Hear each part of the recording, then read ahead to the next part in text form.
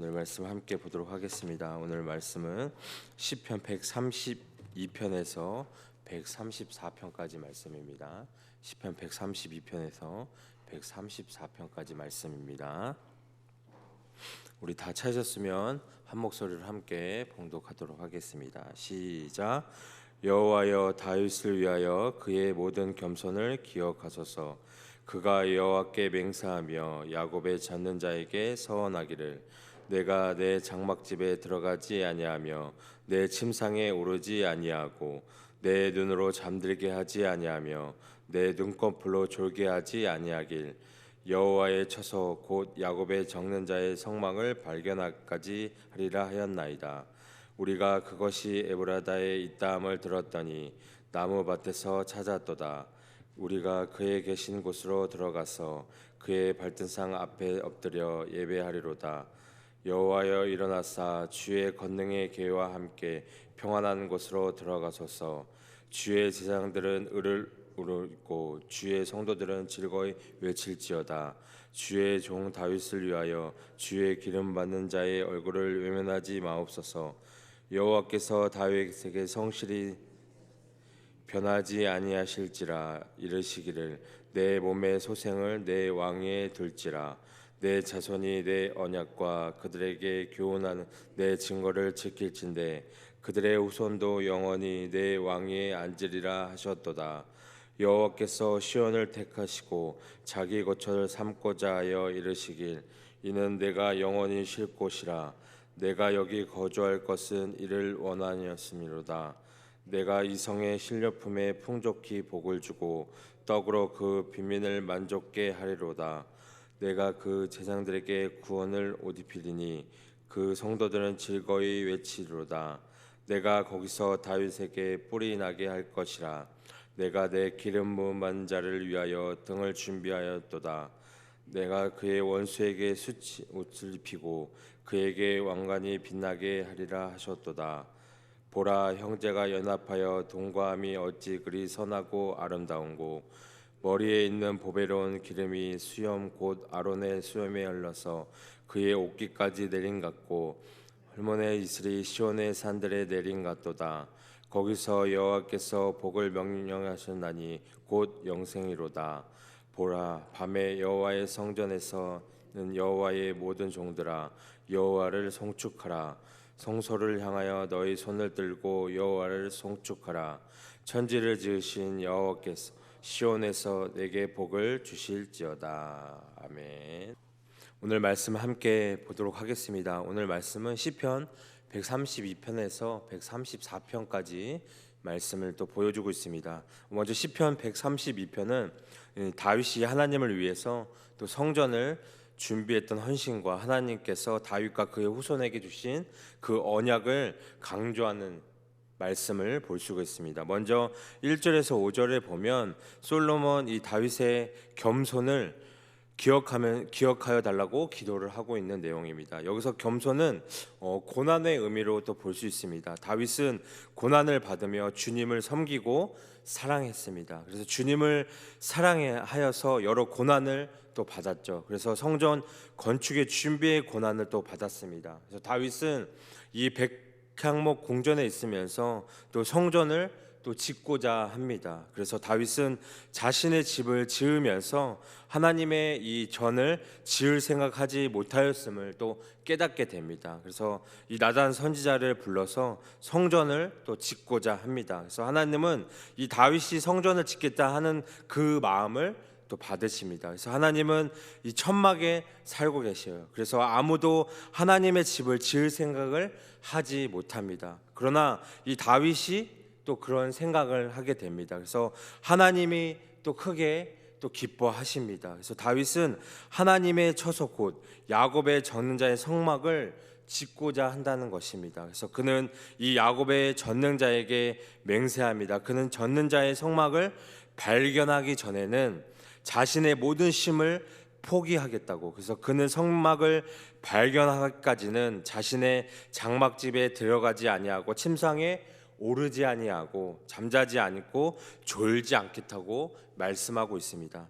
다윗은 그는 그 성막을 찾기까지 자지도 않고 먹지도 않겠다고, 그래서 그는 성막을 또 찾아갑니다. 그래서 그는 하나님을 사랑했고 하나님의 장막을 사랑했다는 것을 또 확인할 수 있습니다. 그래서 주의 전을 사모하는 열심이 또 그로 잠을 자지 않게 했다는 것을 우리는 또 말씀을 통해서 또 확인할 수 있습니다. 6절과 7절에 보면 솔로몬 그곳을 에브라다 곧 에브라임이라고 말하고 있다는 것입니다. 그래서 다윗은 그곳 나무 밑에서 언약궤를 발견하고 그곳에서 엎드려 하나님을 예배합니다. 그래서 나무가 많은 집에서 언약궤를 발견하죠. 그래서 그는 이 법궤를 다윗성으로 옮기고자 합니다. 그래서 하나님이 기뻐하실 때만 이 법궤를 옮길 수 있다는 것이죠. 그래서 화려하게 지었다고 기뻐하는 것이 아니라 하나님이 기뻐하셔야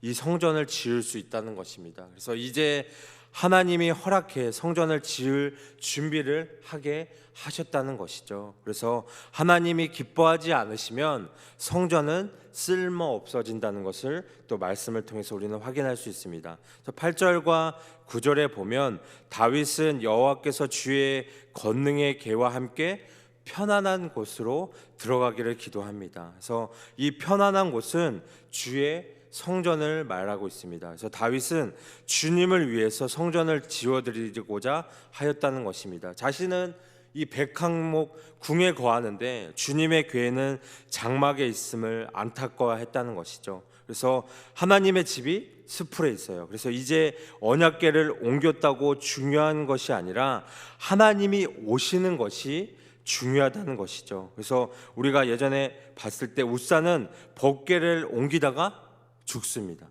다윗은 이런 법궤를 들어오면서 기뻐 춤을 춰요. 근데 미갈이 그런 다윗을 비웃습니다. 다윗은 이때부터 미갈을 찾지 않죠. 그래서 주의 전으로 오는 법궤를 보고 기뻐 춤을 추는데 무엇을 잘못했냐고 이야기를 합니다. 이 솔로몬이 법궤를 성전에 들어놓으면서 기뻐합니다. 다윗의 법궤를 사모하는 마음을 다시 생각하며 기뻐합니다. 그래서 솔로몬이 성전을 짓고 다윗이 기뻐하는 이 헌당식을 생각합니다. 그래서 헌당식에 다윗의 마음 그리고 솔로몬의 마음이 나타나 있다는 것을 볼 수 있습니다. 그래서 이 제사장은 성전에서 의의 옷을 입고 주님을 섬깁니다. 그래서 제사장만이 성소와 지성소에 들어가서 주님을 섬길 수 있다는 것이죠. 그래서 주의 성도들은 언약궤와 함께 즐거이 또 외칩니다. 마치 이 예수님이 예루살렘에 입성할 때 사람들이 즐거이 외치는 것 같이 그들은 하나님으로 기뻐한다는 것을 우리는 또 확인할 수 있다는 것입니다. 10절과 또 12절에 보면 솔로몬은 이 주의 종 다윗을 위해서 주의 기름 부음 받은 자의 왕의 얼굴을 외면하지 말기를 기도를 합니다. 그래서 여호와께서는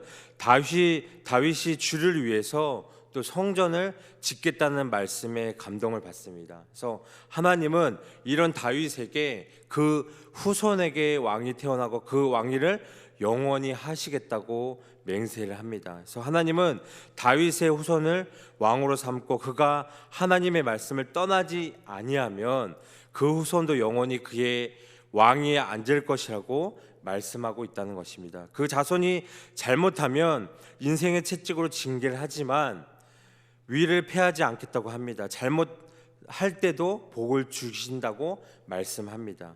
죄를 지을 때 매로 쳐서 제자리로 도게 하시고 또 복을 주신다는 것이죠. 적극적이고 창조적인 사랑으로 또 볼 수 있다는 것입니다. 이 잘못된 길로 돌아갈지라도 어떻게 해요? 계속해서 사랑합니다. 이것은 이 궁극적으로 다윗의 후손 가운데 메시아가 오실 것을 약속하신다는 것이죠. 그래서 하나님은 이 메시아를 보내셔서 영원한 메시아 왕국을 이루신다는 것입니다. 그래서 솔로몬은 하나님께서 다윗에게 하신 그 약속을 신실하게 지켜주시기를 기도합니다. 그래서 다윗을 위해서 나를 물리치지 말라고 합니다. 다윗의 왕위를 영원히 경고케 한다는 약속을 이루어 달라는 기도라는 것이죠. 그래서 우리가 신앙생활을 잘하면서 후손이 우리 아버지 어머니를 모시고 나를 기억해 달라고 기도하면 아름답죠.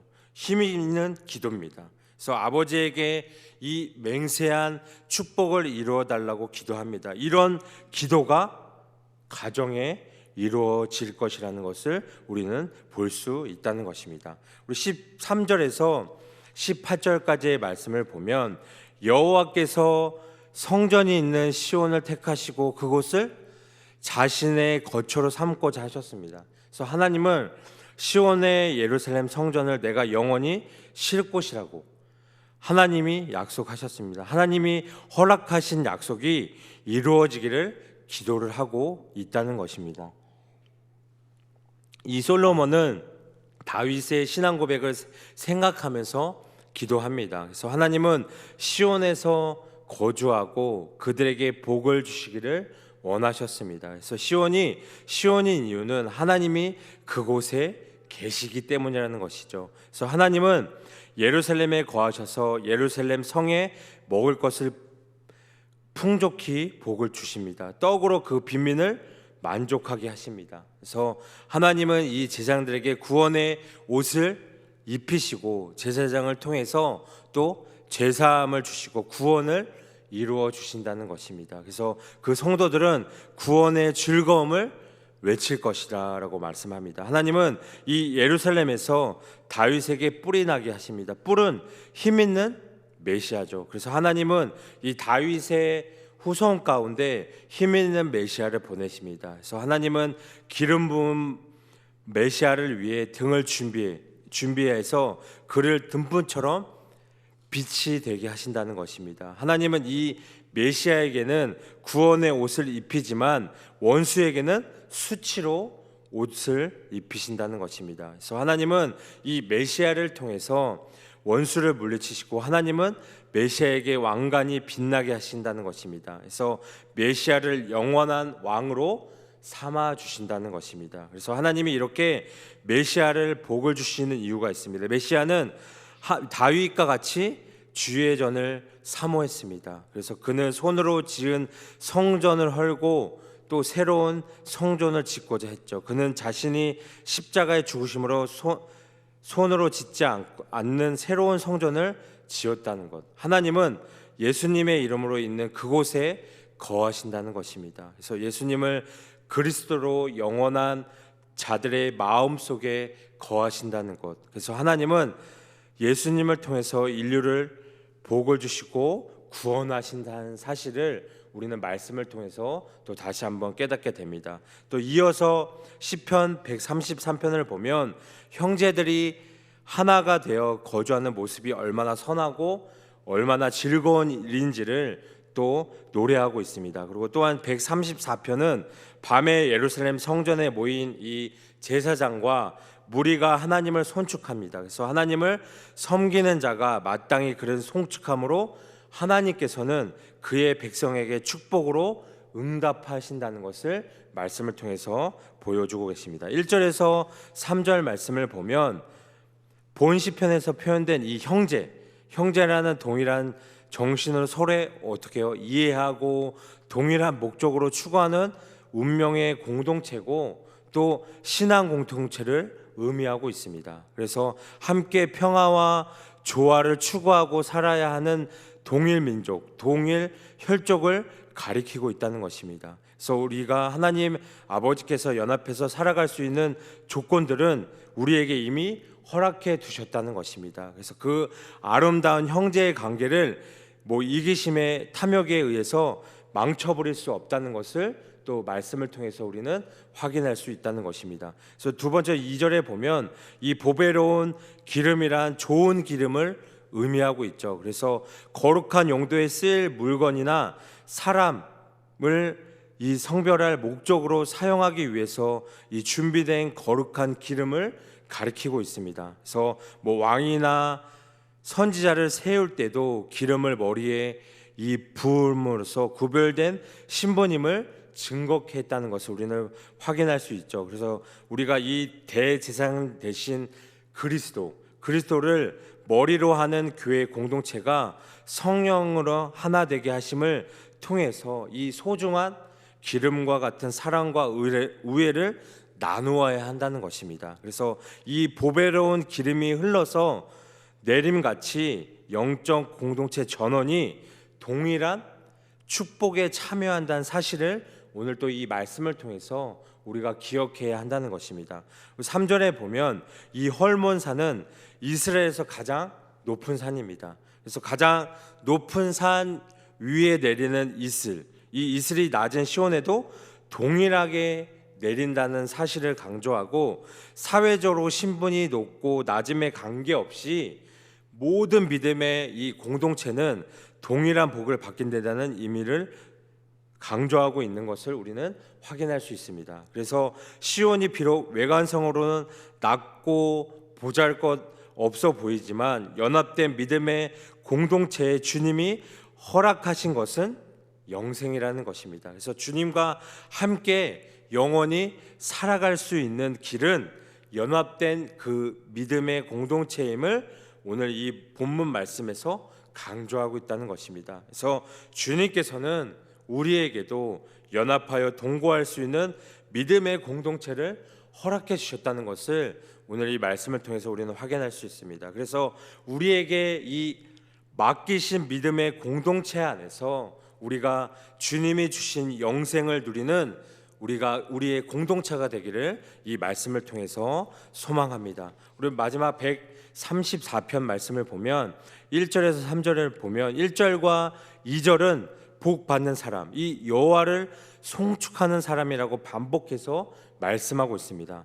이 시편 전체를 보면 하나님을 송축하는 것이 시편 전체의 핵심이라고 말씀하고 있습니다. 시편 8편, 19편, 104편은 하나님께서 온 우주에 창조 주시기에 우리가 하나님을 송축해야 한다고 말씀하고 있습니다. 그리고 66편, 100편, 111편에서는 하나님께서 이스라엘의 보호자가 되시고 은혜를 주시기에 주님을 찬양해야 한다고 또 말씀을 하고 계십니다. 그리고 33편과 103편 그리고 113편은 하나님께서 역사의 주인이시기에 찬송해야 한다고 또 말씀하고 있습니다. 그리고 시편의 마지막인 146편에서 150편은 할렐루야 시편이라고 부르고 있죠. 그래서 시편의 절반 이상을 지은 이 다윗의 고백에는 끊임없는 하나님을 향한 찬양으로 가득한 모습을 우리는 확인할 수 있다는 것입니다. 그리고 마지막 3절을 보면 우리에게 복을 주시는 분이 누구이신지를 보여주고 계십니다. 그래서 그분은 천지를 지으신 여호와라고 말씀하고 있습니다. 이 천지를 지으신 여호와란 창조주 하나님을 뜻하고 있습니다. 그래서 성경의 시작인 창세기 1장 1절 하나님이 온 세상의 창조주이심을 선포하고 있다는 것을 우리는 확인할 수 있죠. 그래서 태초에 하나님이 천지를 창조하시니라. 이 하나님께서 무엇을 창조하셨어요? 천지를, 하늘과 땅, 모든 것을 창조하셨다는 것이죠. 그래서 그런데 세상에서 하늘과 땅의 시작과 끝이 어디인지 명확하게 아는 이는 누구도 없습니다. 우리는 그저 세상의 아주 작은 하늘과 땅만 알고 있을 뿐이라는 것입니다. 그래서 이 창조주 하나님의 지극히 크고 온전한 비밀을 아는 사람은 그 누구도 없습니다. 우리는 우리 자신에 대해서도 잘 알지 못합니다. 그래서 우리의 인생에, 우리의 삶의 큰 복이 뭘까? 창조주 하나님을 아는 것이라는 것입니다.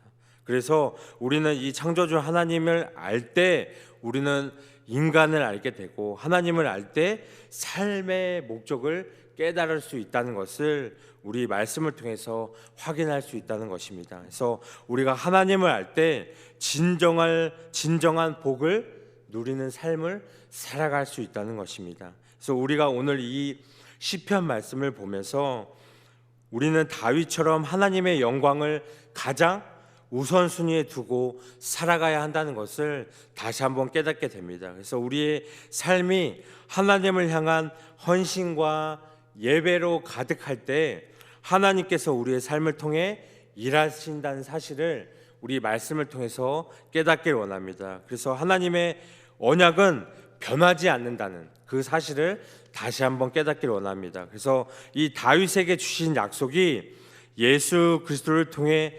성취되었듯이 우리에게 주신 구원의 약속도 영원히 변치 않는다는 사실. 그래서 하나님은 신실한 분이시고 그의 백성을 끝까지 지키시고 보호해 주신다는 사실. 그래서 우리는 그 공동체 속에서 살아가면서 때때로 갈등과 분열을 경험할 때가 많이 있습니다. 하지만 하나님께서 기뻐하시는 것은 우리의 연합이고 그 연합을 통해서 하나님의 축복이 임한다는 사실을 다시 한번 깨닫기를 원합니다. 그래서 교회와 가정, 사회에서 우리는 하나님의 뜻을 따라서 서로 사랑하며 연합하며 살아가야 한다는 것. 그래서 우리는 언제나 하나님을 어떻게 해요?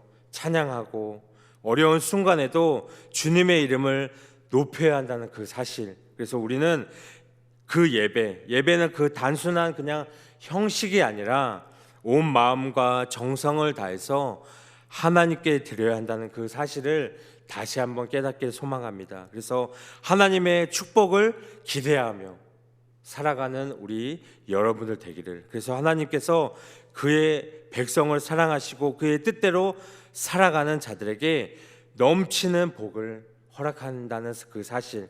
그러나 그 복은 우리가 하나님을 신뢰하고 그의 말씀에 순종할 때 주어진다는 사실을 깨닫기를 원합니다. 우리가 계속 시편을 봐왔듯이 하나님의 주권을 인정하는 것, 그리고 하나님의 그 말씀과 하나님을 신뢰하고 순종하는 것이 제일 중요하다는 사실을 우리가 말씀을 통해서 함께 봐왔습니다. 그것을 우리가 잊지 않으셔야 한다는 것입니다. 제일 중요한 것, 하나님을 신뢰하고 순종하고 주권을 인정하며 살아간다는 것을. 그래서 그 말씀에 순종할 때 하나님께서 그 복을 주시고 허락하신다는 사실을 우리 말씀을 통해서 다시 한번 깨닫기를 소망합니다.